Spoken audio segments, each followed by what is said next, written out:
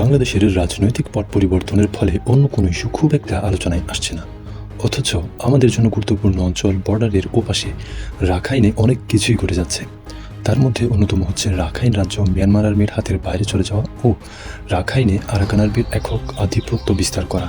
এই আরাকান আর্মির ব্যাপারে আমি 1 বছর আগে আমার অন্য একটি ভিডিওতে বলেছিলাম যে বাংলাদেশের জন্য তারা কেন গুরুত্বপূর্ণ।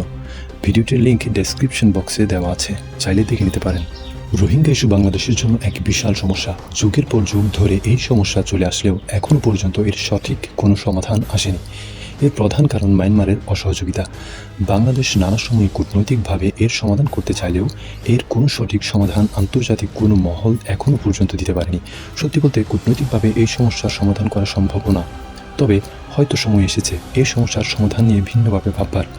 বাংলাদেশের ছাত্র জনতার গুলির মুখে দাঁড়িয়ে স্বৈর শাসকের কাছ থেকে ক্ষমতা ছিনিয়ে নেওয়া বাংলাদেশের মানুষের জন্য এক বিশাল অর্জন, যা পুরো বিশ্বের কাছেই প্রশংসিত হয়েছে। এবং এই ঘটনা থেকে উদ্বুদ্ধ হয়ে রোহিঙ্গা জনগোষ্ঠীর মনেও আকাঙ্ক্ষা জেগেছে যে তারাও তাদের পৈতৃক অঞ্চলে ফিরে যাবে। ঠিক এই ব্যাপারটাকে মাথায় তারা রোহিঙ্গা ক্যাম্পে কৌশলগত সহযোগিতা চেয়ে বিশাল এক সমাবেশ করেছিল কিছুদিন আগে।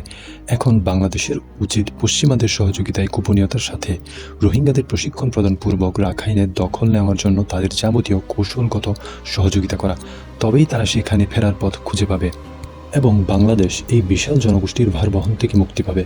এছাড়া ভবিষ্যতে এই জনগোষ্ঠীকে কাজে লাগিয়ে রাখাইনে বাংলাদেশ তার একটা আধিপত্য বিস্তার করতে পারবে।